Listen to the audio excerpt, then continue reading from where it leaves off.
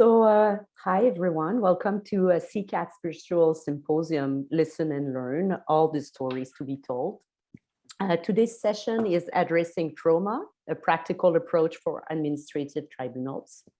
I'm Mélanie Raymond, I'm the co-chair of the CCAT Symposium Program Committee, and I'm also a juge administratif at the Tribunal administratif du travail. Je vous parle de Montréal, en territoire traditionnel et non cédé de la nation Mohawk. Montréal est un endroit où les nations autochtones avaient l'habitude de se réunir dans un esprit de fraternité et nous nous en inspirons aujourd'hui. As you are all aware, the symposium is being presented virtually again this year, but that hasn't stopped us from presenting what CCAT has become known for, a diverse and thought-provoking program that will inspire, educate, and empower those of us in the administrative justice community. We understand that we're all excited about coming together again, but unfortunately, we're stuck with the phantom of another COVID wave.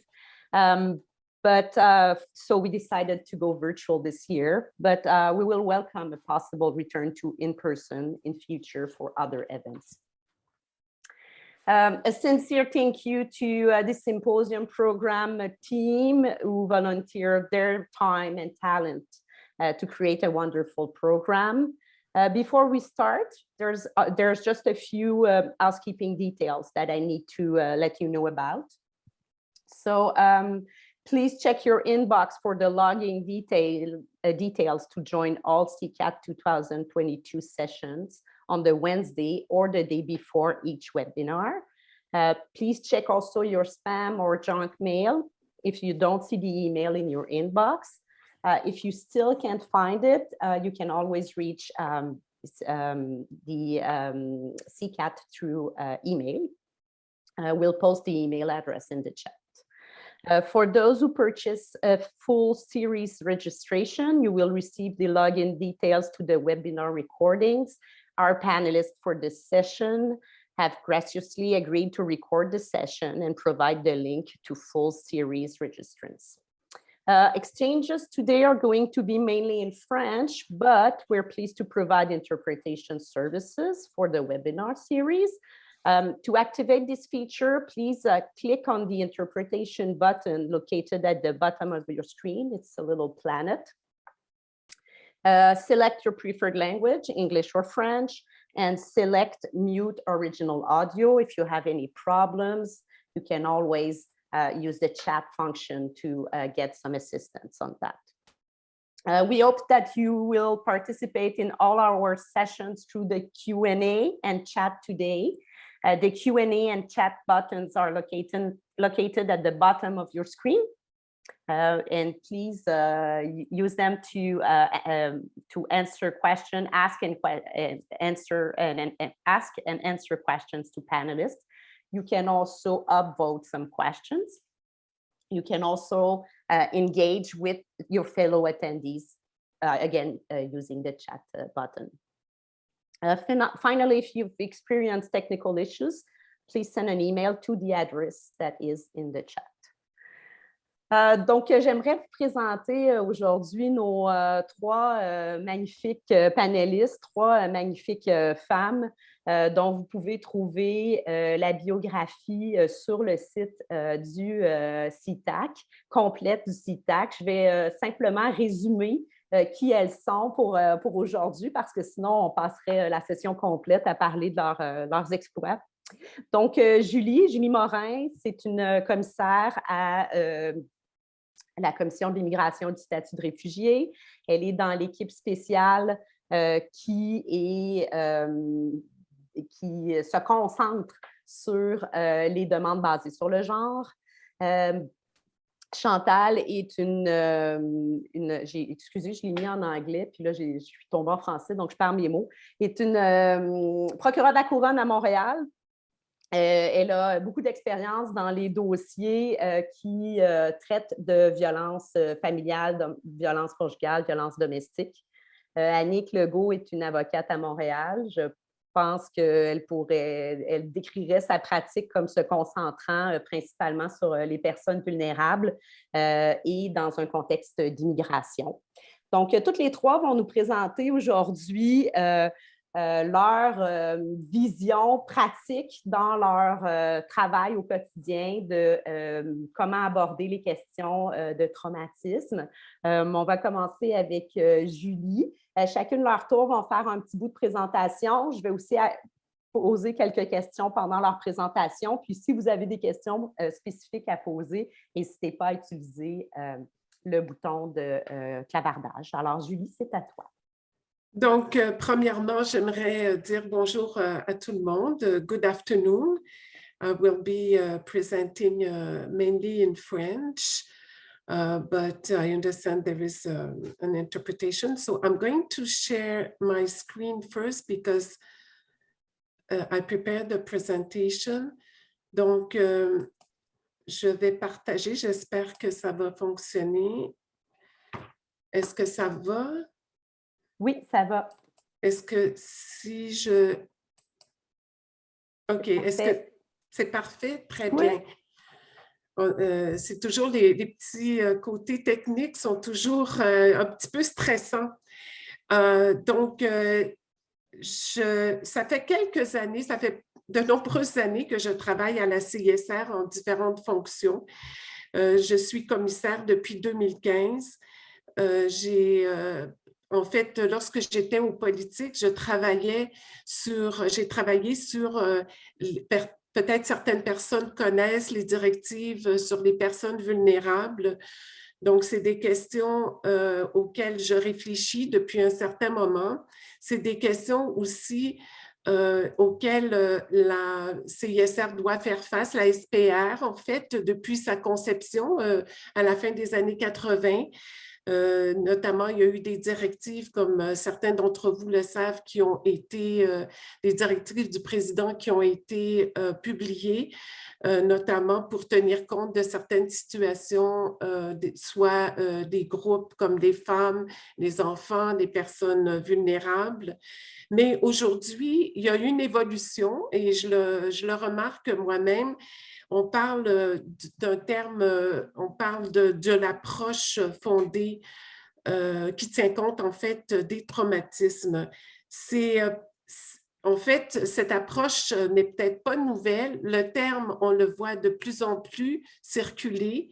Et maintenant, il s'agit de l'adapter dans un milieu juridique et notamment au niveau des procédures, de nos procédures à nous. Pourquoi c'est important d'adopter une approche qui tient compte des traumatismes? En fait, ça permet d'assurer, comme c'est écrit, le respect de la justice naturelle, de l'équité procédurale et être sensible aux besoins d'une personne traumatisée afin qu'elle puisse bien présenter son cas. Donc, ça, c'est fondamentalement, je dirais, les raisons pour lesquelles l'approche est importante.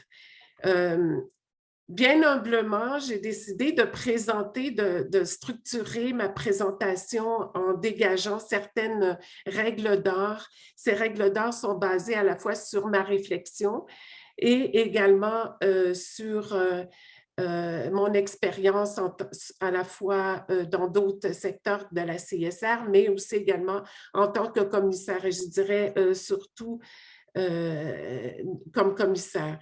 En premier lieu, il faut bien comprendre c'est quoi les notions importantes, les notions principales. Donc, ce serait pour moi ma règle d'or numéro 1.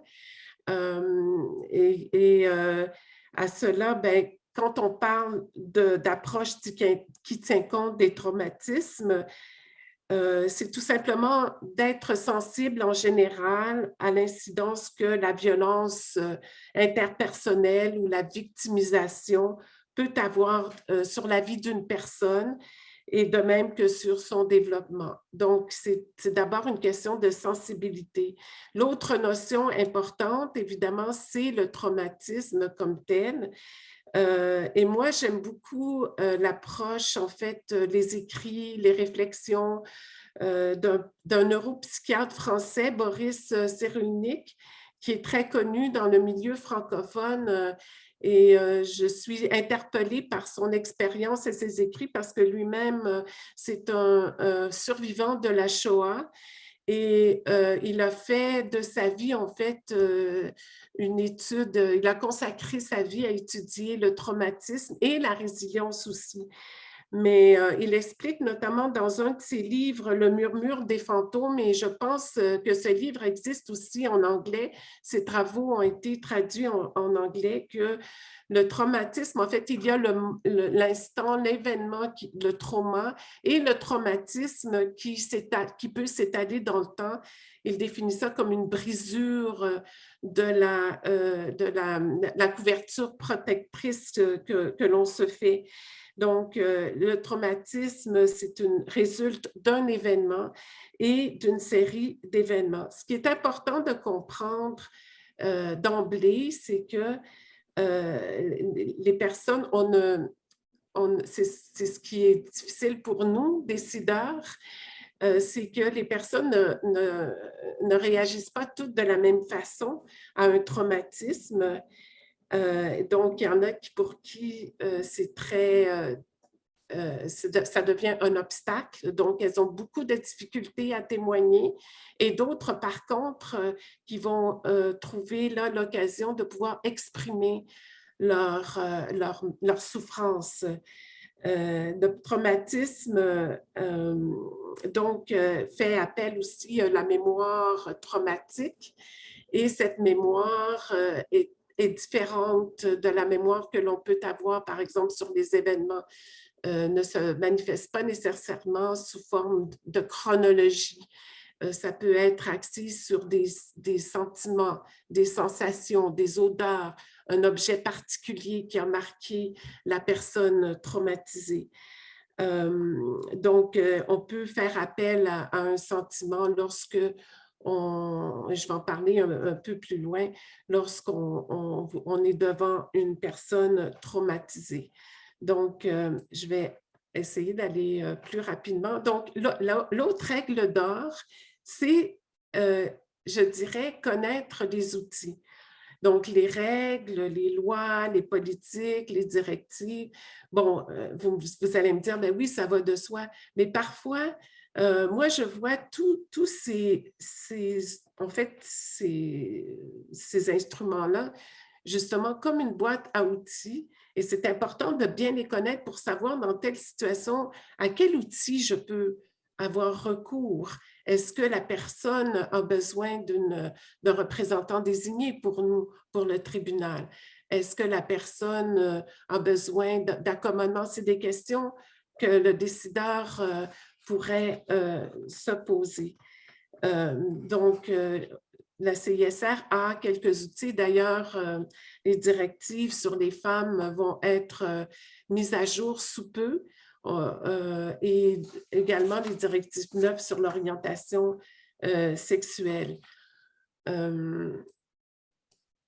Donc, la règle d'or, numéro 3, pour moi aussi, c'est important, et vous pourrez peut-être ajuster ou comparer à votre tribunal, avec les procédures de votre tribunal, de votre instance, c'est de bien comprendre les informations sur les pays d'origine, les enjeux particuliers, les concepts qui peuvent être importants comme le genre, l'homophobie, l'intersectionnalité.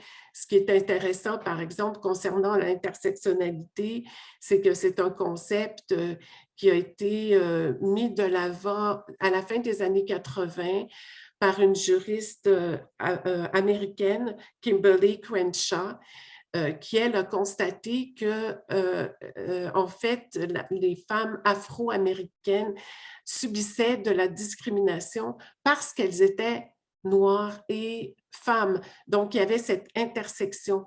Dans l'approche, de plus en plus, on le voit, ce terme utilisé dans notre domaine à nous, dans les domaines des droits de la personne. Ça fait quelques années que ce concept, évidemment, est utilisé. Donc, elle a développé, réfléchi sur cette conception et tranquillement, c'est un concept qui a fait son chemin dans les institutions et on le voit plus maintenant dans le domaine droit des réfugiés. Et également, la question de genre, c'est la même chose. Moi, en fait, j'avais oublié de le mentionner, mais j'ai une maîtrise en sciences politiques et dans les années 80, je travaillais sur le féminisme et des questions de genre qu'on nommait pas vraiment comme ça à l'époque. Et tranquillement, le terme a évolué. Donc, la définition moderne qu'on utilise aujourd'hui vient justement du milieu féministe et également LGBT qui ont défini davantage le terme. Donc, pour nous, c'est important de comprendre ces termes afin de pouvoir mieux saisir les sévices ou en fait, les sévices ou la persécution, dans notre cas, que pourrait subir une personne. Est-ce que tu serais d'accord, Julie, peut-être pour dire que, bon, évidemment, la commission a des outils très, très spécifiques à cause de son domaine, mais pour tous les autres qui sont dans des tribunaux administratifs, avoir une vision du contexte social dans lequel s'inscrit la situation des gens pourrait inclure, par exemple, des notions d'intersectionnalité, des notions de féminisme. Ça pourrait être une façon quand on n'a pas les outils précis, quand même de s'assurer d'avoir une vision plus large. Oui, effectivement, le concept, il est là. Avec nous, on l'a adopté, c'est un concept qu'on va de plus en plus utiliser. Il s'agit de voir comment comment les tribunaux, les cours supérieures vont également adapter ces termes-là. Juste pour interrompre quelques secondes, je m'excuse de t'interrompre encore, mais il y a des gens qui demandaient si les outils dont se servent la commission sont disponibles. Oui, ils sont disponibles. Là. Annick a répondu, je te remercie, Annick. Ils sont disponibles sur les plateformes sur Internet. Vous pouvez les trouver facilement. Puis je vous dirais, moi, j'étais à la commission avant, maintenant, je suis ailleurs, mais il y a plein de concepts là-dedans qui peuvent être utiles là, pour comprendre le contexte social en général. Donc, la règle d'or numéro 4,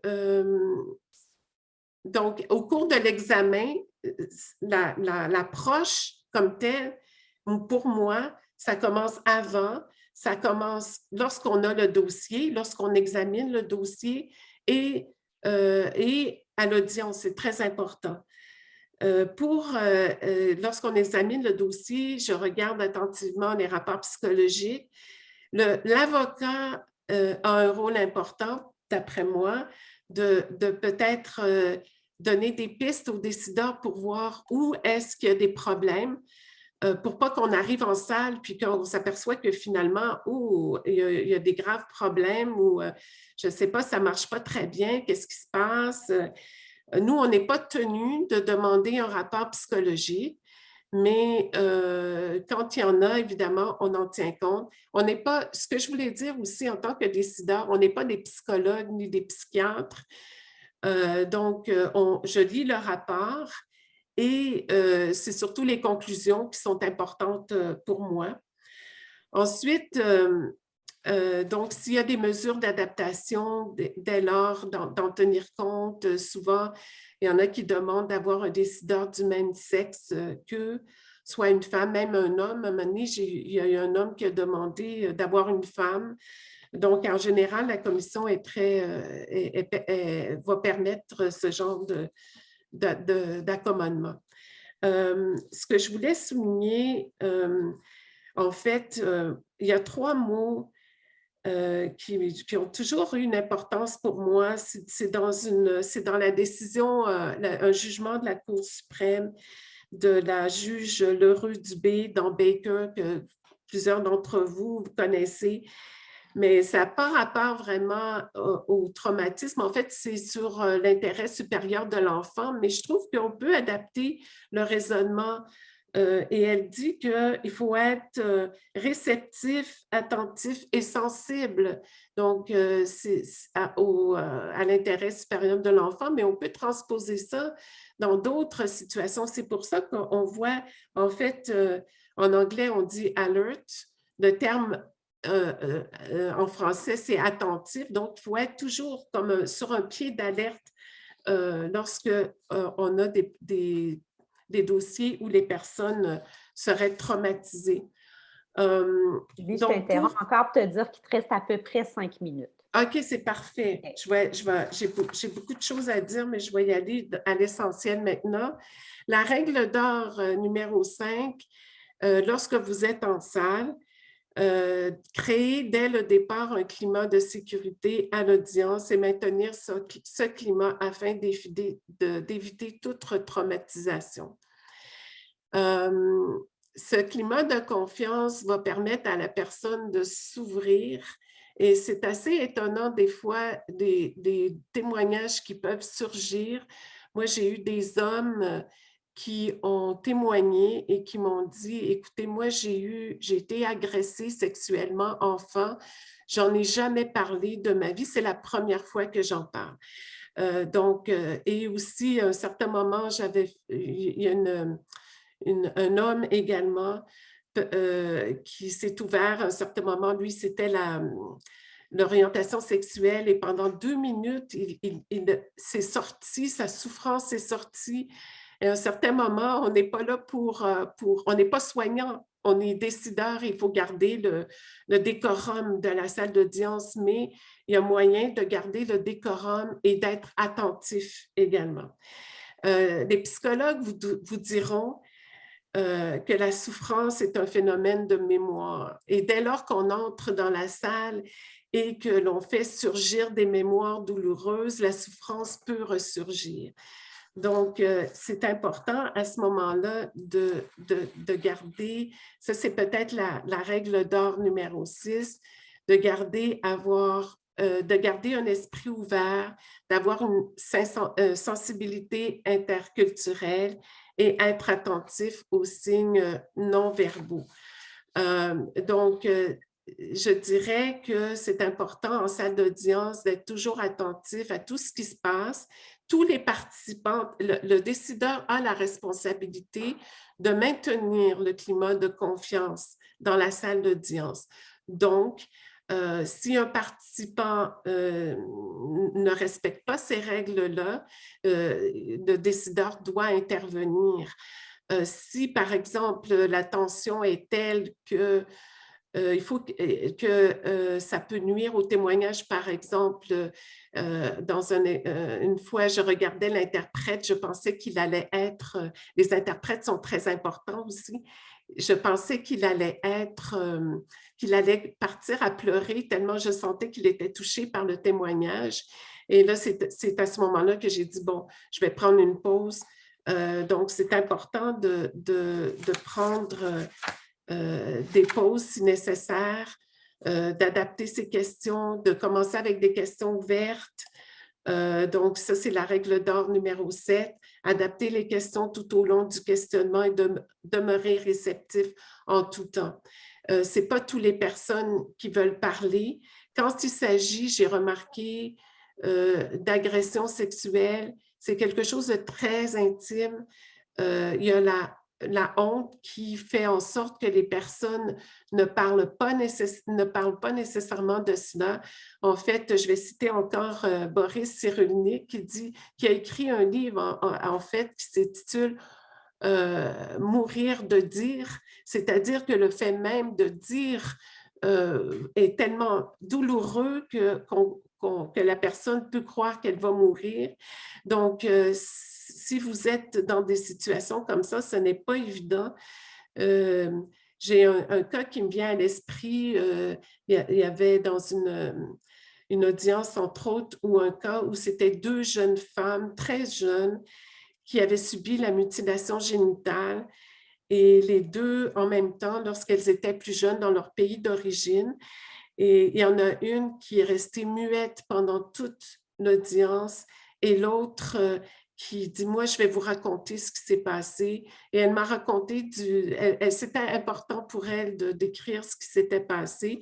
Et c'était quand même assez important son témoignage était assez important dans cette cause-là. Donc, et une autre chose aussi, si ce n'est pas nécessaire de faire témoigner les personnes. Il faut toujours penser à la décision. Si vous n'avez pas besoin de certaines informations, n'allez pas aux endroits, disons, ne posez pas trop de détails ou de détails. Par contre, si vous devez en poser, dans l'esprit de climat de confiance, demandez la permission. Est-ce que je peux vous poser des questions sur tel aspect? Est-ce que ça vous va? Essayez de faire, de faire en sorte que la personne ait le sentiment qu'elle a un certain contrôle. Comme ça, elle va probablement s'ouvrir davantage. Mais donc, essayez de prendre des précautions, mais c'est possible de quand même si vous avez des incohérences ou des points à éclaircir, moi, ce que je fais, c'est écouter, maintenant, j'ai besoin d'avoir des renseignements sur tel aspect. Est-ce que vous pouvez me répondre? Est-ce que vous êtes disposé à me répondre? Est-ce que est-ce que vous pouvez le faire? Et si la personne, à un certain moment, n'est plus capable, soit que vous pouvez réfléchir, est-ce que j'ai assez d'informations pour ma décision ou alors prendre une pause? La pause est toujours bienvenue dans certains moments. Ou alors, moi, je remarque que dans on a des audiences virtuelles beaucoup, donc on n'est pas toujours en contact, on n'est pas en contact direct avec les personnes. Je demande souvent, est-ce que ça va? Est-ce que je peux continuer? Et là, j'ai la réponse à personne. Est-ce que ça va? Est-ce que Oui, mais il faut que je t'interrompe Oui, c'est parce correct. mais on pourra revenir sur certains des principes que tu voulais énoncer plus tard. Oui. Pour pas perdre ces belles informations, mais on doit passer maintenant à Chantal, si on veut avoir du temps pour tout le monde. J'ai oublié de mentionner son nom de famille tout à l'heure, alors c'est Chantal Michaud. Chantal, c'est à toi. Alors, bonjour tout le monde. D'abord, Mélanie, merci. Merci pour l'invitation. C'est un plaisir pour moi de partager ce que j'ai appris de mes bons coups et mes moins bons coups, il faut le dire, lors de mon passage dans l'équipe de violence conjugale. C'est également un plaisir d'apprendre des expériences de mes co-panélistes. Alors, concrètement, en tant que procureur de la Couronne en violence conjugale, j'interviens avec les victimes à 2 niveaux. Il y a évidemment le volet litige, celui qu'on connaît le plus de la part d'un procureur de la Couronne, c'est-à-dire que je vais guider la victime, je vais la préparer, je vais la guider tout au long du procès, si on se rend là. Mais il y a également un volet protection qui survient dans la majorité, sinon la totalité des dossiers. Et en matière de violence conjugale, la sécurité, la protection de la victime, c'est le critère qui doit guider mes décisions. Donc, à chacune de ces étapes-là, évidemment, je dois tenir compte du traumatisme subi par les victimes. Mais avant d'aller plus loin, je pense que c'est important de faire un rappel ou une mise en contexte d'abord de mon rôle de procureur de la Couronne. En tant que procureur de la Couronne, je dois décider d'abord si j'entreprends une poursuite, si je la continue et si je décide de la poursuivre, je dois mener le dossier à terme. Mon fardeau à moi, en tant que procureur de la Couronne, il est hors de tout doute raisonnable. Ce fardeau-là ne se déplace jamais sur les épaules de l'accusé. Il s'applique à tous les dossiers, même ceux qui impliquent des victimes. Donc, concrètement, qu'est-ce que ça veut dire? Ça veut dire que tout au long des procédures, donc de l'autorisation jusqu'à la conclusion du dossier, je dois être et demeurer raisonnablement convaincue selon toute la preuve au dossier, même la preuve que parfois me soumet la défense, qu'un crime a été commis, que c'est le suspect qui l'a commis et que je suis en mesure d'en faire la preuve hors de tout doute raisonnable. Je dois aussi juger qu'il est opportun de porter des accusations. Ça veut dire ça que c'est dans l'intérêt public de porter des accusations contre une personne en particulier. Alors, en gros, c'est la présomption d'innocence et elle s'applique dans tous les dossiers, je le répète. Elle commande la même rigueur juridique, qu'on soit dans un dossier de meurtre, de vol, de fraude, d'armes à feu, de trafic de drogue ou de crimes contre la personne. Par contre, et c'est ici que ça devient important en matière de violence conjugale, c'est une chose d'être policier, puis de venir témoigner dans le cadre de ses fonctions d'une perquisition ou d'une arrestation qu'on a faite. C'est une autre chose d'être un citoyen, puis de venir expliquer, par exemple, qu'on a vu des individus cagoulés entrer dans une banque alors que nous, on en sortait. Mais c'est une toute autre chose de témoigner contre la personne avec qui on vit, avec qui on partage son intimité. La base en matière de violence conjugale, c'est de toujours garder en tête que ce qui apparaît au dossier qui est devant nous, c'est souvent la pointe de l'iceberg. Et il faut être bien conscient de tout ce qui est sous l'eau. La violence conjugale ou la violence envers un partenaire intime, c'est la nouvelle appellation, ça débute par une histoire d'amour. La victime a partagé des beaux moments avec son agresseur. Elle a peut-être des enfants avec lui, elle est peut-être copropriétaire d'un ou de plusieurs immeubles avec lui. Elle est peut-être immigrante. Peut-être qu'elle parle très peu le français ou l'anglais. Par opposition à tout ça, la violence conjugale, c'est une prise de contrôle. Et ça, c'est important de le mentionner, c'est une prise de contrôle, ce n'est pas une perte de contrôle, comme plusieurs le croient souvent. Donc, la victime de violence conjugale, elle est souvent isolée, elle est humiliée, elle a peur. Son estime et sa confiance en elle sont affectées. Pour elle, s'impliquer dans le processus judiciaire, c'est faire un ou plusieurs deuils. C'est aussi entreprendre un processus de guérison.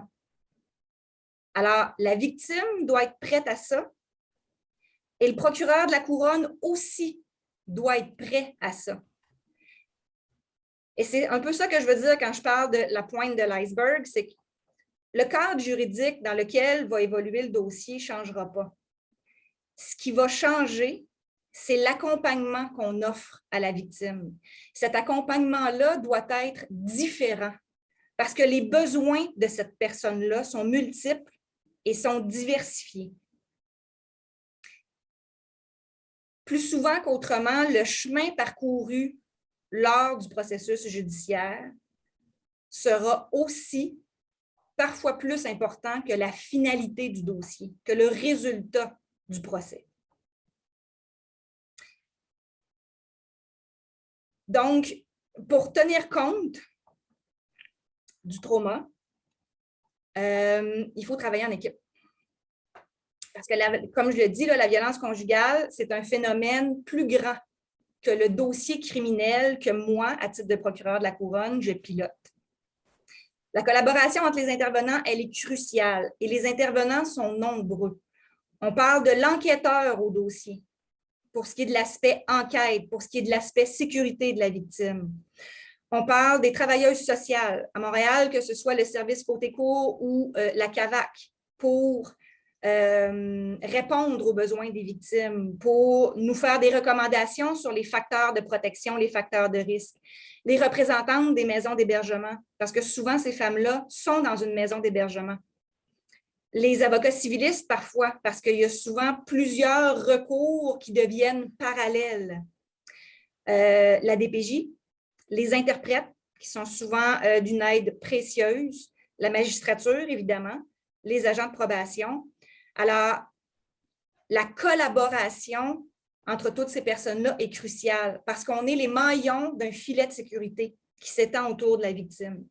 Et plus c'est facile de communiquer entre nous, de collaborer entre nous, plus nous sommes des intervenants informés sur le phénomène de la violence conjugale, plus le passage de la victime sera facilité et plus le filet qui sera mis en place autour d'elle sera solide.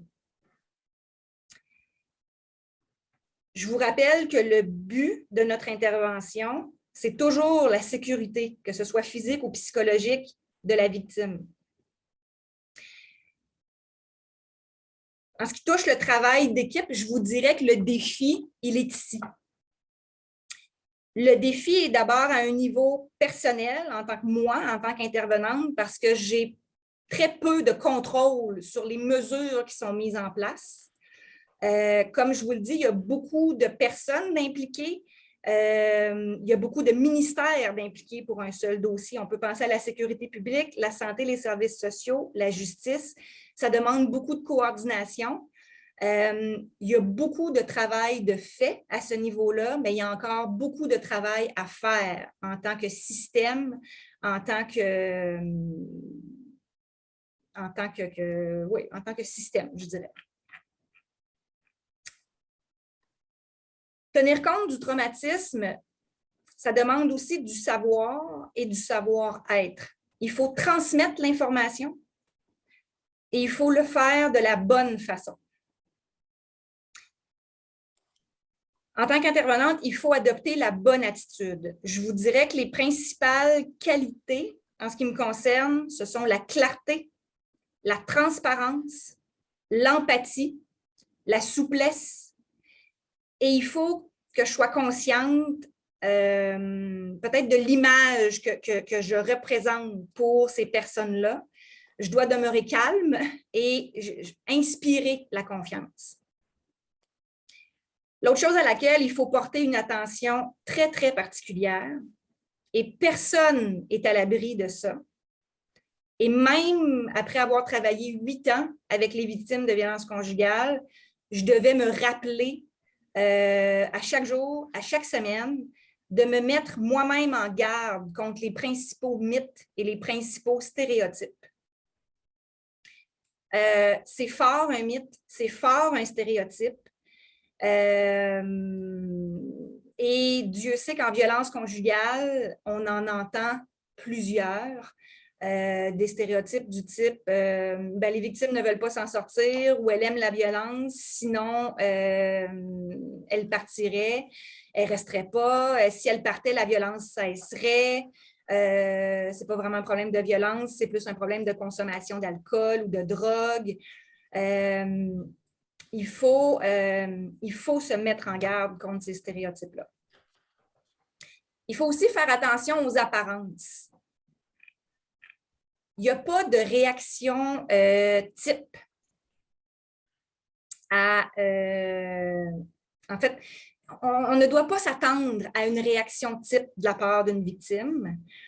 Et la même chose de la part d'un accusé. Il n'y a pas de profil type de l'accusé. Il faut toujours se rappeler qu'on est peut-être face à un expert du contrôle et il ne faut pas se laisser berner. On peut penser que ce seront souvent des individus qui sont impulsifs, mais il y a plusieurs agresseurs, plusieurs personnes qui sont déclarées coupables de violences conjugales, qui sont capables d'un grand calme et de se présenter sous leur meilleur jour. Donc, je vous disais qu'il y a un volet protection. C'est-à-dire que après l'autorisation du dossier, après que j'ai décidé de porter des accusations, il y aura au cours du processus une rencontre entre le procureur de la Couronne et la victime au dossier. Cette rencontre-là, cette première rencontre-là, elle est très importante, elle est capitale, je dirais. C'est à ce moment-là qu'on va créer un lien de confiance, qu'on va évaluer les besoins de la personne et que moi, en tant que procureur de la Couronne, légalement parlant, juridiquement parlant, je vais orienter mon dossier. Et je vais y arriver, évidemment, en ayant en tête là, les qualités ou les valeurs dont je viens de vous parler. Donc, je vais vous indiquer un petit peu comment je procède à cette rencontre-là, peut-être en vous expliquant un peu pourquoi je le fais. Je t'interromps quelques minutes, juste avant quelques secondes, te dire qu'il te reste à peu près 5 minutes, 5-6 minutes. Oh, donc, oui, ça va vite. Hein? Je n'ai pas osé t'interrompre, c'était trop intéressant. Ça va vite. Mais oui, voilà. Lors de cette rencontre-là, la présentation va être très importante. Je vais d'abord, ça peut sembler très, très simple, là, mais ça passe par un contact visuel, surtout s'il y a un interprète qui est impliqué. Je vais souvent aviser l'interprète avant d'ailleurs, mais ignorer l'interprète pour garder, même si on ne parle pas la même langue, la personne à qui je m'adresse, c'est la victime qui est devant moi. Je vais la remercier d'être présente. Souvent, ces personnes-là ont peut-être d'autres priorités. Elles se retrouvent seules, souvent avec les enfants. Parfois, le dossier judiciaire, ça peut sembler étrange pour nous, mais pour elles, c'est une deuxième, troisième, voire même une quatrième priorité. Je vais l'aviser d'entrée de jeu qu'on a environ 10 ou 20 minutes pour se parler et qu'au besoin, je fixerai une prochaine rencontre avec elle. Je lui explique c'est quoi le but de la rencontre, que c'est le volet légal, que c'est moi qui accuse la personne, ce n'est pas elle. Mon but en faisant ça, c'est de lui enlever un petit peu la pression sur les épaules à elle. C'est moi qui accuse la personne, mais je suis bien consciente qu'elle est particulièrement touchée par les actions que moi je pose et que c'est pour ça qu'elle a rencontré une travailleuse sociale juste avant de me rencontrer. Que cette travailleuse sociale-là m'a fait des recommandations suite à la discussion qu'elles ont eue et que je vais considérer ces recommandations-là. Je vais lui expliquer que tout au long du processus, ce sera moi, la procureure attitrée du dossier. On fonctionne en poursuite verticale. Et autant que faire se peut, il n'y a pas de changement d'avocat dans le dossier. Je vais m'assurer qu'elle comprend ce que je lui dis. Souvent, je vais lui demander de répéter ce que je viens de lui dire. Je vais lui expliquer de façon simple la présomption d'innocence et je vais lui expliquer que je devrais prendre des décisions juridiques. Je vais l'informer des moyens légaux qui sont prévus par le Code criminel. Je vais lui informer qu'elle peut demander une résiliation de bail, que monsieur a des conditions de remise en liberté. Qu'est-ce que ça veut dire, ça? Qu'est-ce que c'est un bris de condition? Je vais lui parler de l'entrave à la justice, que c'est criminel de demander à quelqu'un de retirer sa plainte. Je vais lui parler des moyens qui s'offrent à elle pour l'aider dans son témoignage. Qu'elle peut être accompagnée d'une personne de confiance, qu'il peut y avoir un paravent qui va l'empêcher de voir l'accusé pendant qu'elle témoigne, que si l'accusé se représente seul, que je peux demander ou que je vais demander un avocat, qu'un avocat soit nommé pour la contre-interroger. On ne va pas laisser l'accusé contre-interroger lui-même la plaignante. Je vais surtout vérifier ses attentes face au processus judiciaire parce que, comme je vous disais, pour elle, ce n'est peut-être pas la déclaration de culpabilité qui est l'attente ultime. Et pendant toute cette rencontre-là, je n'hésiterai pas à lui démontrer que le cycle de la violence conjugale, je le connais. Il ne me surprend pas le cycle de la violence conjugale et que je ne porte pas de jugement sur le fait qu'elle a été prise dans le cycle de la violence conjugale, puis le fait que peut-être que pour elle, la relation n'est pas terminée ou elle n'est pas prête à terminer la relation. Je vais valider ses réactions et je vais lui dire que je la crois. Je vais toujours, et ça c'est très important, lui donner l'heure juste. Un processus judiciaire, c'est un processus qui est difficile, c'est un processus qui est long. Elle va avoir l'impression qu'elle ne contrôle pas, la situation, qu'elle sera probablement retraumatisée si elle choisit de témoigner, que je vais essayer de faire en sorte que ça se passe le mieux possible pour elle.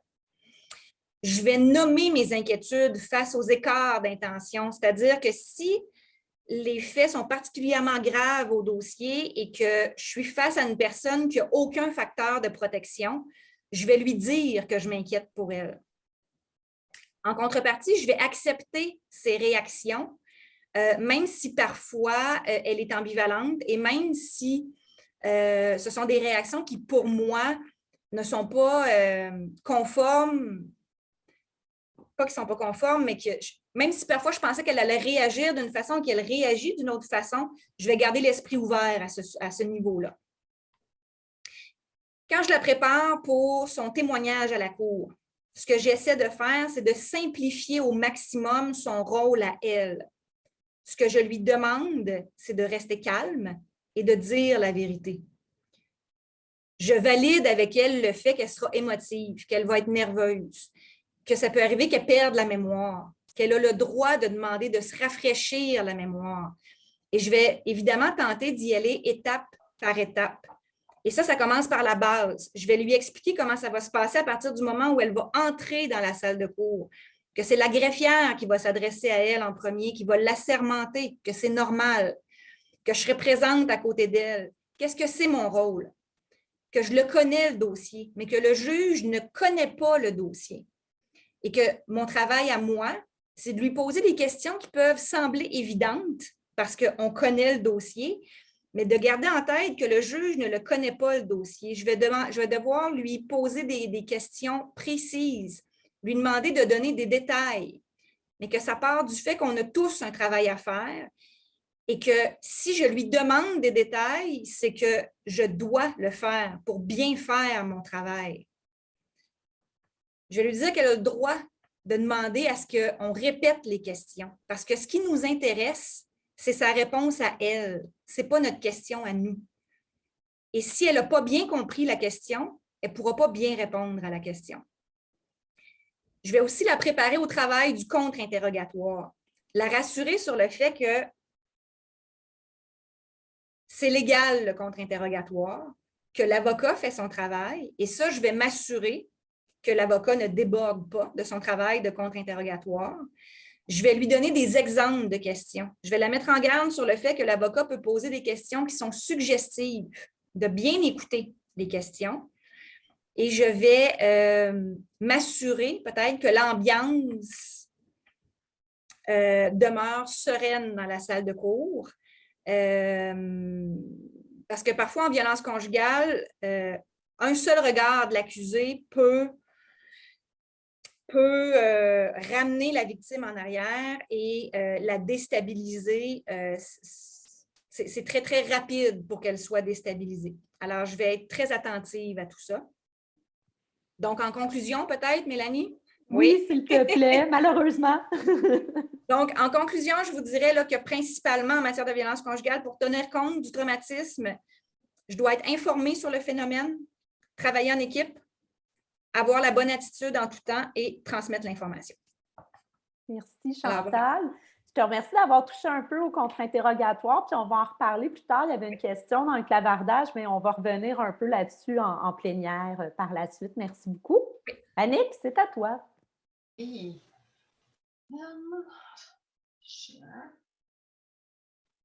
OK.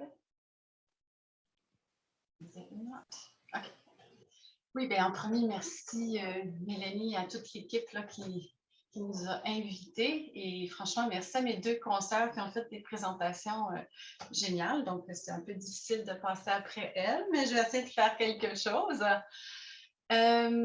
Donc, tel que Mélanie vous l'a mentionné précédemment, ça fait quasiment 20 ans que je travaille comme avocate auprès des réfugiés, des demandeurs d'asile principalement, mais aussi de la communauté sans statut ou à statut extrêmement précaire.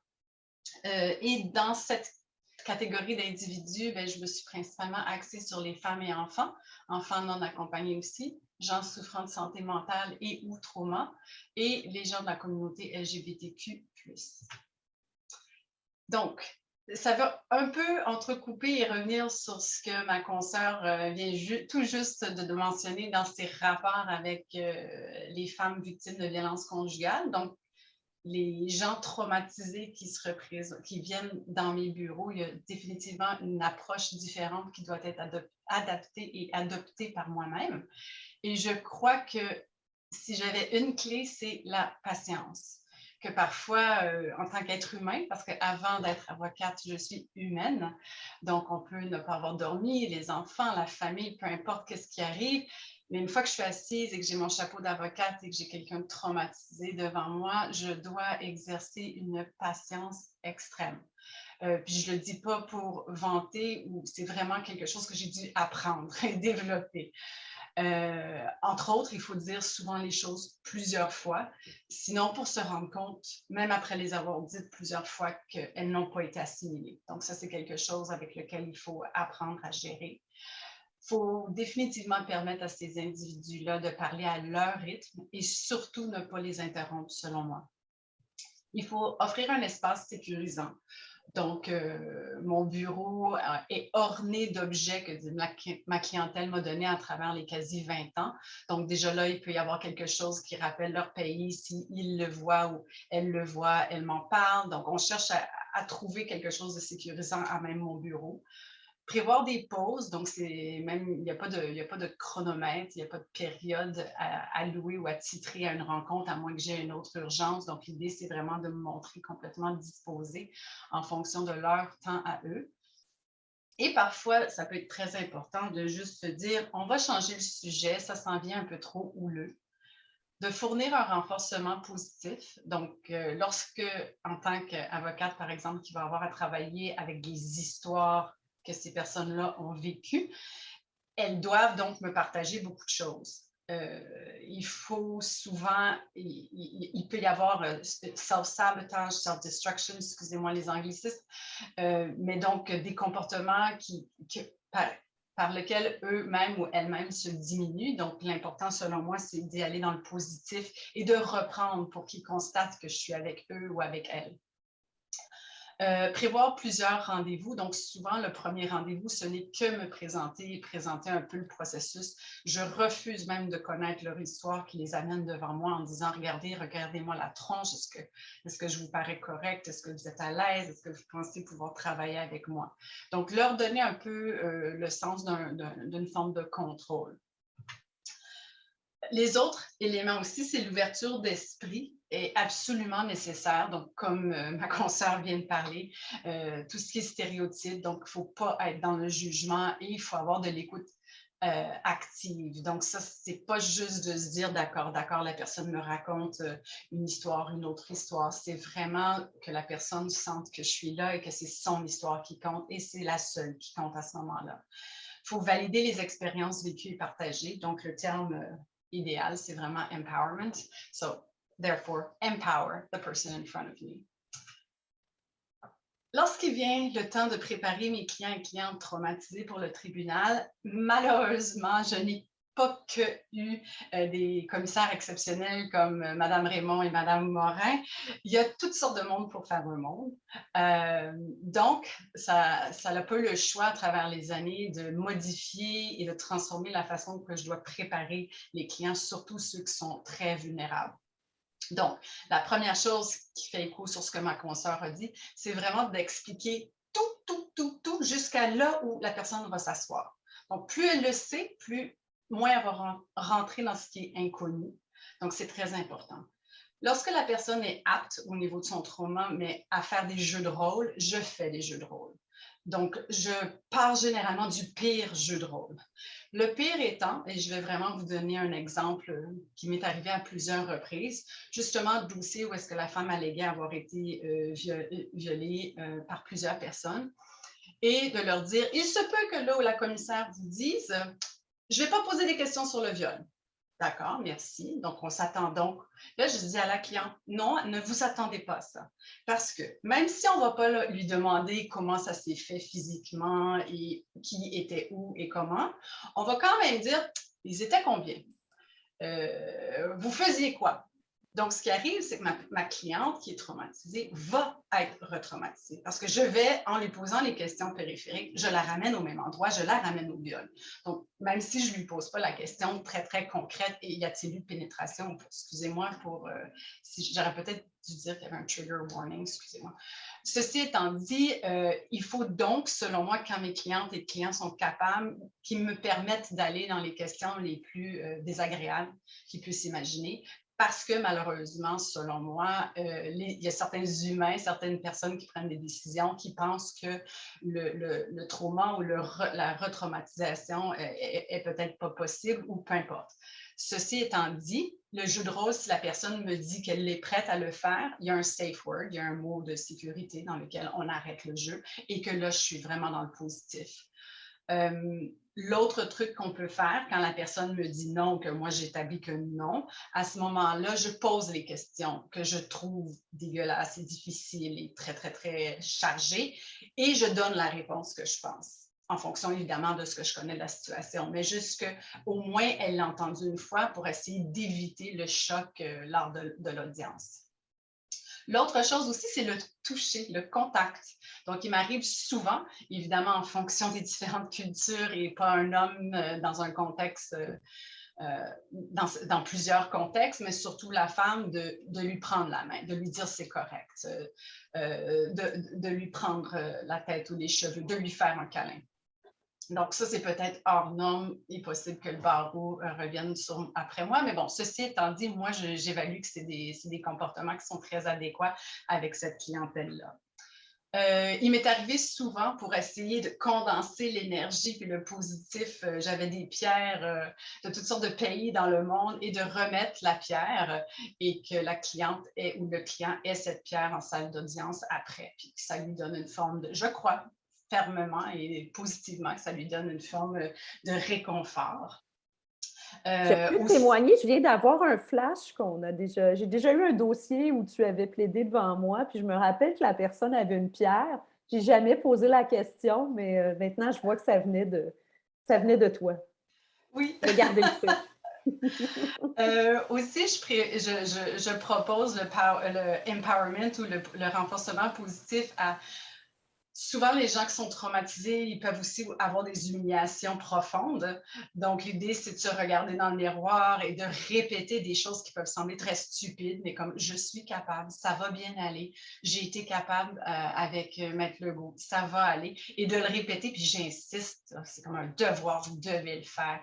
Et bon, il y en a des fois qui vont m'admettre, je l'ai juste fait une fois, mais bon, ceci étant dit, c'est dans l'idée de vraiment leur donner un mini-pouvoir sur ce qui va se passer, qui est clairement hors de notre contrôle. Au tribunal, bien, au tribunal, ce qui est important, c'est que j'essaie toujours de prévoir pour les gens traumatisés, du moins qu'il y ait quelqu'un de confiance, donc un intervenant, une intervenante, thérapeute, psychologue, des fois c'est ami, peu importe, dans la salle. J'ai toujours avisé le tribunal que j'avais quelqu'un de traumatisé qui venait. Et cependant, je prends la peine de répéter. Madame Morin a parlé d'accommodement. Je vais être honnête avec vous, parfois, ce qu'on va penser qui est un bon accommodement, tel avoir une femme pour une femme, moi, ce que je vais même proposer à mes clientes, je vais leur dire non, vous ne voulez pas nécessairement une femme. Il y a eu une époque, entre autres, où quand on faisait ça, on avait tendance à tomber sur des femmes peut-être un peu plus dures et c'était pas l'idéal. Ou parfois aussi, au niveau des interprètes, on va faire des demandes et il faut faire attention. Donc, j'essaie plus que de leur donner confiance puis qu'ils comprennent qu'elle et moi, on forme une équipe avec l'intervenant ou l'intervenante qui sera là et qu'ensemble, on va s'assurer d'être son bouclier et que nous, on va affronter la situation si elle est difficile. Donc ça, je l'explique, que je vais intervenir, que si justement on dit qu'on ne posera pas de questions sur le viol puis qu'on pose des questions, bien, je vais le dire. Donc, de vraiment démontrer que je suis là, c'est moi la lionne en salle puis c'est à moi de m'assurer que ma cliente est respectée. Et je leur dis aussi, je dis, si jamais vous ne vous sentez pas respecté, si jamais vous avez l'envie de le dire, vous pouvez aussi le dire et je vais vous soutenir. Donc, vraiment, tout est assez mis sur table, quasiment jusqu'au moindre détail sur qu'est-ce qui va se passer. C'est sûr que ce n'est pas facile si là où la commissaire a un ton qui pourrait être ou paraître agressif, de dire ou de commenter, parce que vous pouvez vous imaginer que ça crée après ça un climat de tension, même s'il n'y en avait peut-être pas un. Mais nonobstant ça, j'insiste et ensuite je demande une pause. Question de dire à ma cliente, OK, ou à mon client, on a besoin de se distancer. On va espérer que cette pause-là va calmer un peu le jeu. Et sinon, c'est de demander à ce que la personne se récuse parce que il faut que... Pour qu'il y ait apparence de justice, il faut que la personne soit respectée ou qu'elle se sente respectée. Donc, évidemment, je demande des pauses lorsque mes clients ou clientes, je sens qu'ils sont fragilisés ou quand ça fait longtemps. Des fois, on parle, on pose des questions, on ne se rend pas compte, nous, les avocats, les décideurs, mais la personne, elle est exténuée. Ils ont toujours des migraines, nos clients traumatisés à une pause, mais toujours des grosses migraines. Donc, ça, c'est une autre chose. Je prévois toujours Advil, Tylenol. J'ai vraiment une pharmacie, même si moi, personnellement, je n'en prends pas, pour en offrir si c'est un besoin. Donc, c'est vraiment important les pauses et l'empathie lors de ces pauses et le renforcement positif. Les défis professionnels, oui, il y en a beaucoup. Entre autres, quand une personne a plusieurs traumas à la fois ou plusieurs situations qui l'amènent à vivre un même trauma ou une multitude de traumas. Je pense qu'un des meilleurs exemples, c'est une cliente qui est arrivée à mes bureaux et qu'elle avait vraiment l'air, le terme qu'on dirait en québécois, c'est perdu. Elle avait toujours l'air perdue et comprenait pas. Elle avait 4 ans, plusieurs enfants. Oui, 4 enfants. Et le dossier, c'était un dossier de violence conjugale. Mais là, je comprendrais que le responsable de la violence conjugale continue sauvagement à la violenter alors qu'elle est ici au Canada. Elle a un dossier avec lui au criminel. Lui a des accusations de portée contre lui. En droit de la famille, justement, il y avait la DPJ. Il y avait la demande et il y avait le fait qu'elle se retrouvait en maison d'hébergement et qu'elle ne comprenait pas du tout ce qui se passait. Elle était complètement dépassée, quoi, en plus d'être très traumatisée. Donc là, ça a été vraiment important de collaborer, tel que ma consoeur vous l'a mentionné plus tôt. C'est toujours important, mais il arrive aussi qu'avec le fait qu'on a plusieurs dossiers et tout, que on n'est pas réceptif ou je n'ai pas été à l'écoute pour même peut-être lui poser la question, bon, qu'est-ce que tu as fait depuis la dernière rencontre? Et j'aurais pu comprendre plus vite toutes les choses qu'elle vivait et toutes les difficultés qu'elle vivait et qui faisaient que ça donnait donc le résultat, c'est qu'elle avait l'air complètement perdue. Donc, parce qu'on ne peut pas toujours être à notre 200% quand on rencontre, du moins pas moi. Donc, ça, c'était un des défis professionnels. Un autre, c'est quelqu'un qui est complètement paralysé ou qui a constamment j'ai juste le mot, des réviviscences, flashbacks.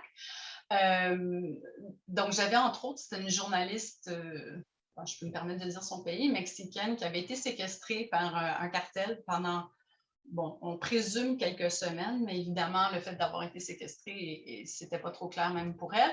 Mais ce qui faisait qu'il y avait absolument peu ou pas de communication entre elle et moi possible. Elle parlait des fois, mais elle se retournait juste à son intervenante sociale dans mon bureau. Et même là, elle m'avait lancé un café dessus. Il n'y a rien qu'elle faisait physiquement qui n'arrivait pas dans mes bureaux. Donc, peut-être que dans d'autres domaines, ce serait absolument impensable, comme je pense au domaine criminel. Mais dans ce cas-ci, on avait ce qu'on appelle une représentante désignée parce qu'on n'était pas toujours sûr qu'elle arrivait à comprendre la nature de la procédure à cause de son état. Et ça me donne donc, en droit administratif, une large latitude de choses que je peux faire. Et moi, je suis prête à être très innovatrice dans le domaine. Donc, j'ai fait un journal de bord. Avec la permission de l'intervenante, avec la permission de la représentante désignée et évidemment, madame, j'ai dit, si vous me permettez, je vais juste pas parler du contenu de ce qu'il dit, mais juste de ce que tu fais dans mon bureau. Et je l'avais soumis au commissaire dans ce dossier-là. Et c'était la commissaire. La commissaire, la minute qu'on a mis le pied en salle, a dit, vous pouvez sortir votre cliente, elle n'a pas besoin d'être ici, c'est peut-être très traumatisant pour elle d'être dans la salle, à moins qu'elle veuille me parler. Et ça a été fini. Merci beaucoup, madame, vous êtes acceptée. Donc, le journal de bord avait eu un très, très bon effet. Mais ceci étant dit, c'est pas évident de se faire ignorer parce que le processus, en plus, à l'époque, on fait mettre 2 ans, 3 ans avant d'aller à la cour. Donc, c'est plusieurs rencontres où la personne... donc, c'est hors de mes compétences comme telles au niveau de l'intervention, évidemment. Donc, par chance que j'avais une assistante sociale dans le dossier qui était géniale. Un autre défi, lorsque la personne a trauma et santé mentale, qu'est-ce qui cause quoi? Puis quand on intervient à cause du trauma, puis quand on intervient à cause du problème de santé mentale, l'exemple que je fournis ici, c'est le cas de quelqu'un qui avait été accepté, qui était résident permanent, qui avait des problèmes sévères de santé mentale et qui buvait de l'alcool dans un parc. Donc, il avait été, on pourrait dire, spoté par les policiers de ce quartier-là qui, de façon récurrente, allaient le voir, qui, lui, de façon récurrente, réagissait, entre autres à cause de ce qu'il avait vécu au pays. En voyant des policiers en uniforme, ça le faisait développer des comportements. Donc, dans ce cas-là aussi, ça devenait compliqué de savoir comment intervenir. Évidemment, grâce à une équipe d'intervenants sociaux, ça a été spectaculaire alors qu'ils devaient très certainement perdre son statut et se voir éventuellement déporté du pays. Bien, on a réussi comme à calmer le jeu, à convaincre le tribunal qu'on croyait qu'il y avait des démarches qui pouvaient être mises en place pour s'assurer qu'il n'y ait pas de récidive. J'étais allée voir le commissariat de police du quartier pour dire, regardez, on le sait qu'il est comme ça, voici ce qui est en place, pouvez-vous peut-être avoir un petit avertissement, m'appeler, j'avais mon cellulaire, le cellulaire de l'intervenant social. Donc, on avait vraiment mis tout un truc en place pour s'assurer que du moment que les policiers le voyaient, parce qu'évidemment, on doit prendre en compte qu'il y a des enfants qui vont au parc. C'est le but, selon moi, fondamental du parc. Donc, de sécuriser aussi les autres, mais c'est aussi de s'assurer à ce que cette personne-là ait les ressources et les soins adéquats. Donc, Annick, il te reste quelques minutes, peut-être 2 minutes pour présenter la clinique. Ah, oui. Oui, on va y aller avec les questions pour pouvoir revenir sur certaines informations. Ça, pourquoi je demande à Annick de présenter la clinique, c'est que chaque intervenant avait un angle, puis je pense que c'est intéressant de toucher au côté structurel aussi. On a donné des trucs pratico-pratiques, mais des fois, il y a des structures où la communauté juridique pourrait être plus novatrice, et puis je pense que ça peut être un modèle intéressant. Donc, je te laisse y aller, Annick. Oui. Donc, c'est une consoeur à moi, une très bonne amie à moi, qui a eu l'idée toute seule à la base, mais de créer la clinique pour la justice migrante. Donc, l'idée, c'est la défense holistique. La défense holistique, c'est pas ésotérique là, dans le concret. C'est qu'on veut vraiment que les personnes à statut précaire aient accès à des services qui vont répondre à leurs besoins d'accompagnement, autant psychosocial que juridique. Donc, l'idée, c'est d'avoir des intervenants sociaux et des avocats pour représenter et vraiment prendre le tout. Que ce ne soit pas un peu partagé, un avocat au criminel ici, l'avocat en droit d'immigration là, et à ce moment-là, que les gens ne communiquent pas ensemble. L'idée aussi, bien sûr, c'est de travailler interdisciplinaire et aussi intersectionnalité, malgré que ce ne soit pas écrit.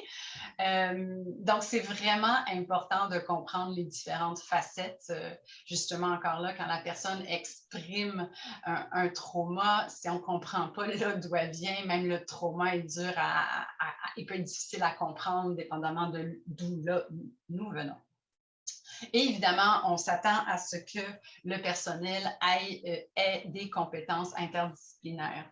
Je dis on s'attend à ce que, parce que la clinique existe sur papier, la clinique existe, il y a un conseil d'administration provisoire de 12 personnes, selon moi, extrêmement compétentes, qui travaillent fort, notamment moi, pour que la clinique voit le jour dès septembre. Donc, c'est notre objectif, peut-être à plus petit effectif au début, mais on espérerait qu'à long terme, il y ait plusieurs avocats, évidemment, et d'intervenants sociaux à même.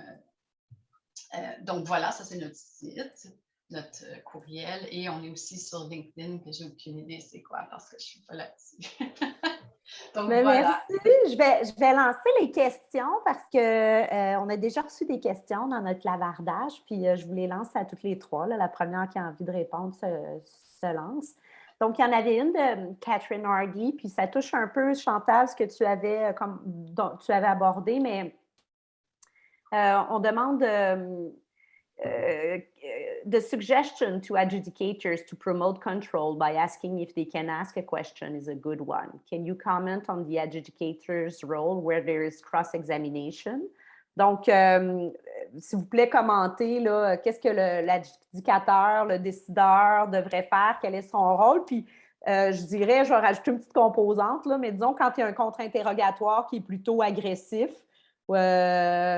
je sais, Annick, tu veux parler quand le décideur est agressif, mais tiens, je vais y aller avec Chantal au début parce que c'était toi qui avais commencé le sujet, mais qu'est-ce qu'on fait justement? Comment on gère un contre-interrogatoire agressif quand on est procureur de la couronne?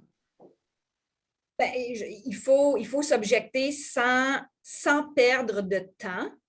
Je dirais que quand je sens la tension monter, physiquement, là, je me place, je recule ma chaise, je me place sur le bout de ma chaise pour bien signifier au décideur que je m'apprête à m'objecter puis que je commence à trouver que la limite est atteinte et pour être beaucoup plus rapide pour me lever. Et je pense qu'il faut demeurer calme, mais il faut être très ferme il faut envoyer le message qu'on ne laissera pas, la victime se faire manquer de respect. Parce que moi, ce que je lui explique d'entrée de jeu, c'est qu'une salle de cours, c'est fait pour que l'ambiance soit sereine, que le débat soit serein. Donc, c'est certain que je vais intervenir le plus rapidement possible.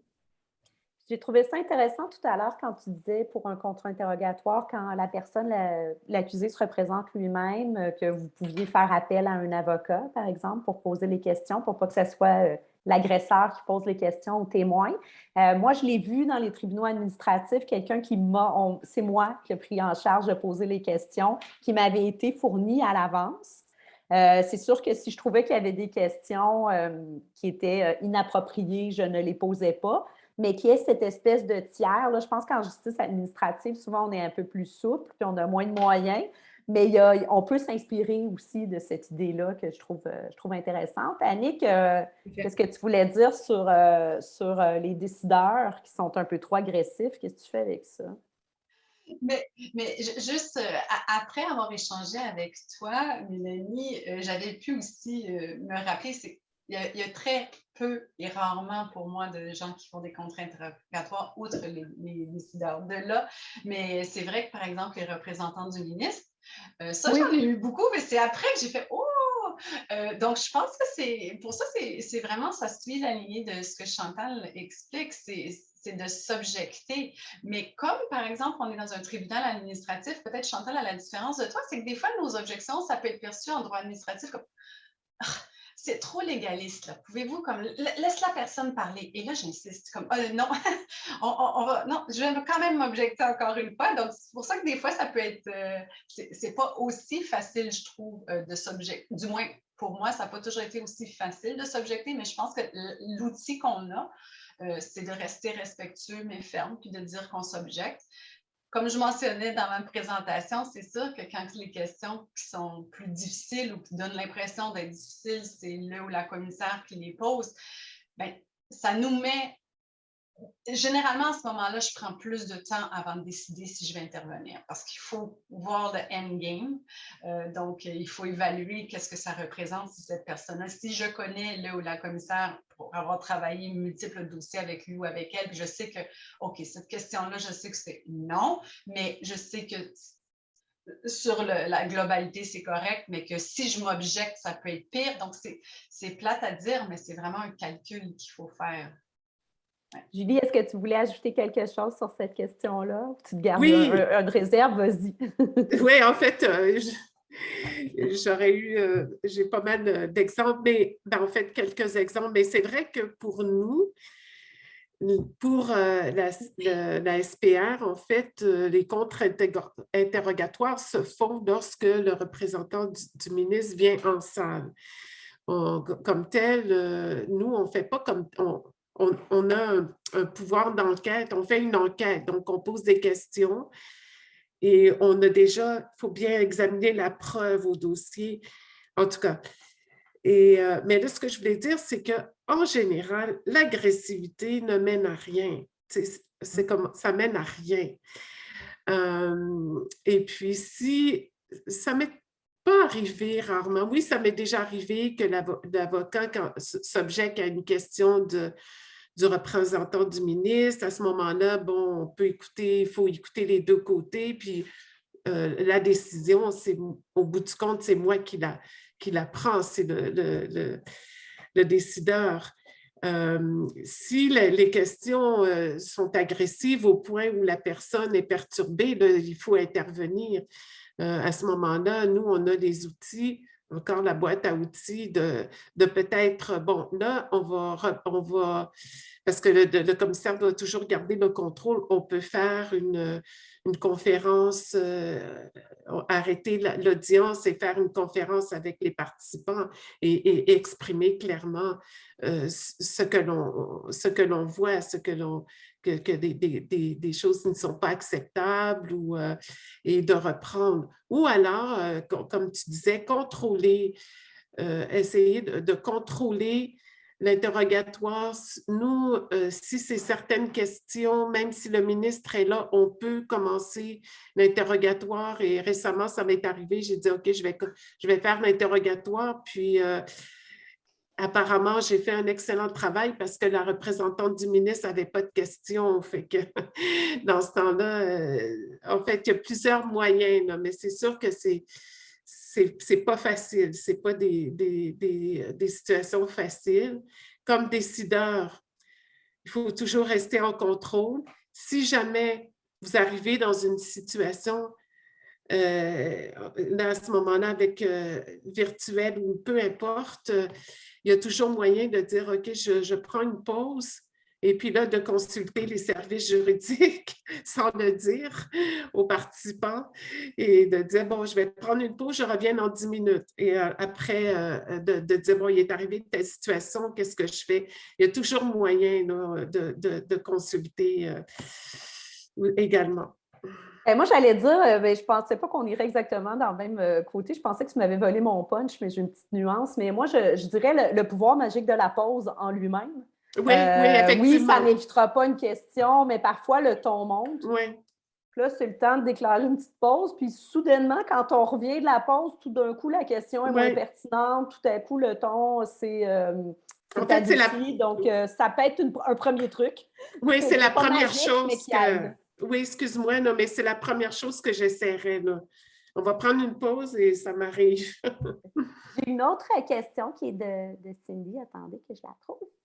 How can decision makers provide positive reinforcement to traumatized person appearing before them without affecting fairness to all participants? Donc, comment un décideur peut donner du renforcement positif à une personne traumatisée puis lui dire que ça va bien aller, mais tout en s'assurant de dégager une apparence d'impartialité?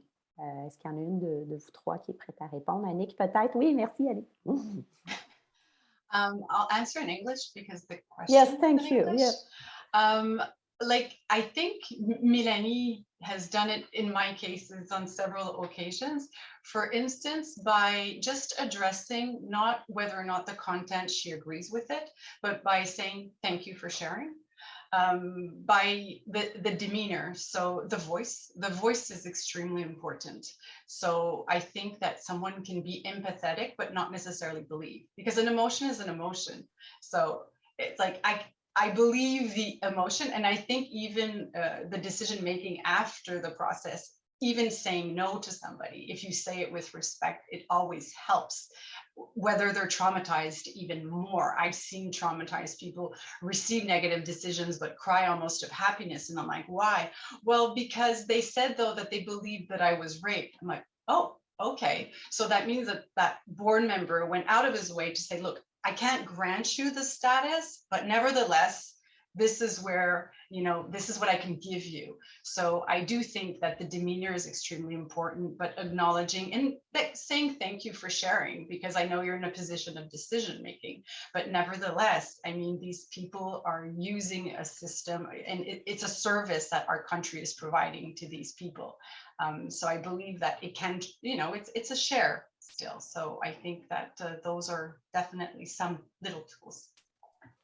Bon, je n'ai pas planté la question pour avoir des remerciements là, pour servir d'exemple. Est-ce que vous avez d'autres commentaires, Julie, Chantal? Sure. Can I go? I'll go in English as well.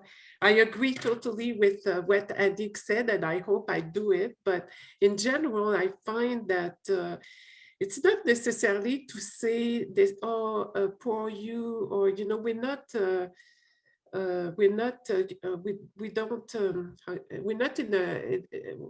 in a situation where we are going to provide cares to the person. We are a decision maker, but the voice is very important. And I sometimes I have to listen again to some hearings, and I realize that, yeah, I just realized that my voice changed a little bit, more cautious, you know, and be careful when asking some questions. And one thing I do as well is that I don't say, yes, I believe you, but I say, for instance, I summarize what was said, and I always say, according to what you said, did I understand well? I don't say, I believe you for now, you know, I will say it at the end, because it's not like if I say this, then it's almost saying, yes, I'm going to give you a positive decision. So it's not like what Chantal said. We have to be careful a little bit, because it depends where we are in the hearing, but I will rephrase sometimes. I will make sure I understand. I think that helps. And if the person feels listened to, and I think this helps to open up. And there are some cases where it's so, everybody feels it in the hearing room, where the testimony is so credible. And I'm like, okay, what she's telling me, or this person is telling me, it really happens. There is that moment, and then that, you know, that could change the course of the way the hearing is proceeding. Merci. Chantal, est-ce que tu voulais ajouter quelque chose? Ce qui fonctionne beaucoup, ce que j'ai remarqué, c'est quand le juge sent que la victime devient très émotive, devient incapable de parler, juste de calmer le jeu, de parler doucement, de dire, Madame, prenez votre temps, je le sais que ce n'est pas facile à raconter, sans donner son opinion sur ce que la personne dit, ou juste de dire, je le sais que ce n'est pas facile à raconter, mais regardez-moi, prenez votre temps, prenez une respiration. Et en faisant ça, le juge, en fait, valide tout ce que j'ai dit à la victime auparavant. Donc, elle le réentend une deuxième fois. Et l'autre façon, je trouve, d'intervenir, et ça fait peut-être un lien avec la question précédente aussi, c'est que ce que je constate, c'est que l'agressivité vient rarement de l'avocat de défense. L'agressivité en violence conjugale vient souvent de l'accusé qui est assis dans la salle et qui cherche encore à prendre le contrôle de la situation puis à déranger la victime pendant qu'elle témoigne, parce que lui, il misait sur le fait qu'elle ne viendrait pas témoigner. Donc, souvent, ils vont faire des sparages, là, si je peux m'exprimer comme ça dans la salle de cours, et sans même qu'un des avocats intervienne, quand le juge dit « Là, monsieur, ça fait 2-3 fois que je vous vois, vous me dérangez. Je vais vous écouter quand ça va être votre tour. Là, j'écoute madame. Elle va raconter son histoire. Puis quand ça va être votre tour, je vais vous écouter aussi, puis je vais vous donner la même attention. » Souvent, je trouve que ça fait deux choses. Ça démontre à la victime que le juge veille à la sérénité de la salle, et ça démontre à la victime que l'impartialité du juge, je trouve, puis c'est ça, que le juge va la laisser parler, va la laisser s'exprimer. Puis ça, je pense que ça peut l'aider. Merci. Il nous reste 3-4 minutes. J'aimerais ça vous entendre chacune sur c'est quoi votre plus grand défi dans ce travail-là. Souris. Vas-y, Julie, tu allais y aller. Vas-y, commence. Oui, je vais y aller. Le plus grand défi, en fait, pour nous, on entend les demandes d'asile. Quand ce qui a trait au témoignage, justement, c'est d'élucider la crédibilité. Je trouve que c'est pas facile. Ça fait quelques années que je suis commissaire. C'est pas toujours facile des fois. Donc, je trouve que c'est un défi. Je me rends compte que même si je fais ce travail 10 autres années encore, ce qui ne sera pas le cas, là, ça va toujours être un défi parce que on s'adresse à des personnes et nous, on va au cas par cas et chaque personne est différente. Alors, ça, il faut tenir compte de ça. Chantal? De faire beaucoup avec peu, je dirais, de voir les besoins, de voir et d'être limité dans ce qu'on peut offrir, parce qu'il y a 24 heures dans une journée, parce qu'il y a un ratio de dossiers, je parle pour nous, là, il y a un ratio de nombre de dossiers versus le nombre de procureurs qui est limité. Comme comme je disais, il y a beaucoup de chemin de parcouru sur le travail d'équipe, mais il y a encore beaucoup à faire. Ça, je dirais que c'est le plus grand défi. Merci, Annick. Trauma vicariat. Mhm. Donc, possible que je sois la seule à le vivre en tant qu'avocate, mais bon, ceci étant dit, c'est faux. Là, c'est très bien que je ne suis pas la seule. Mais annuellement, j'avais un beau diagnostic de burn-out associé avec ça et ça me faisait vraiment physiquement réagir au tribunal, notamment. Donc, c'est ça le plus difficile, je présume, c'est l'empathie ou la capacité d'absorption de cette information-là ou de ce trauma-là et d'avoir des outlets, donc des espaces. De là, la clinique, un endroit magique, parce que l'idée aussi, c'est d'instaurer une espèce de constant sharing qui permet vraiment que autant les intervenants et intervenantes que les avocats et avocates de constamment avoir une équipe qu'entre eux aussi ils consolident puis s'assurent de OK, on a déversé, OK, on peut passer à l'autre. C'est très dur, on est isolé quand même quand on fait ce genre d'intervention-là, donc ça devient lourd. Ben merci à vous trois d'avoir participé. Merci à Annick d'avoir mentionné ce mot tabou, le trauma vicariant.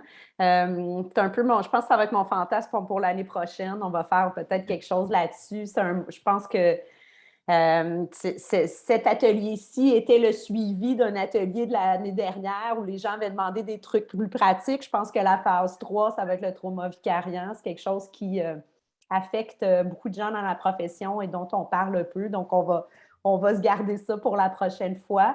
Ça tire à sa fin. Merci beaucoup, toutes les trois. Vous avez été extraordinaires. Merci de nous avoir permis d'entrer dans votre monde, dans votre pratique. J'aurais pris encore une autre heure. Il me semble qu'on commençait à effleurer le sujet. Oui. Ouais. Puis, au lieu d'habitude, on avait, depuis quelques années, on a changé la tradition au CICAD. Donc, au lieu de vous donner un petit cadeau de remerciement, on fait un don. En votre nom. Cette année, ça va aller au National Self-Represented Litigants Project. Il y a un don qui va être fait en votre honneur pour vous remercier d'avoir été avec nous aujourd'hui. So thank you all of you for joining us for today's session. A reminder that it's still not too late to register for the webinar series. So be sure to pass the word along to your friends and colleagues. Session recordings will be available to full series registrants only. So you can still register for 6 sessions and you would be able to watch the last week and today's session because we've recorded them. The next session in the symposium series is Storytelling for Your Users with Siona Rava, Laurie Webster, and Terry Miller. For those joining us next Thursday, a quick reminder to look for your login details on Wednesday, April 20th. Check your junk or spam folders. If you don't receive your login information, please email Cindy, our wonderful Cindy Ick, again at info @ccat-ctac.org. We have a great panel who will give us practical tools to manage those who are experiencing trauma, and we had a great panel about trauma. Thank you all. That's the end for today. Merci encore. Au revoir à tous. Merci tout le monde.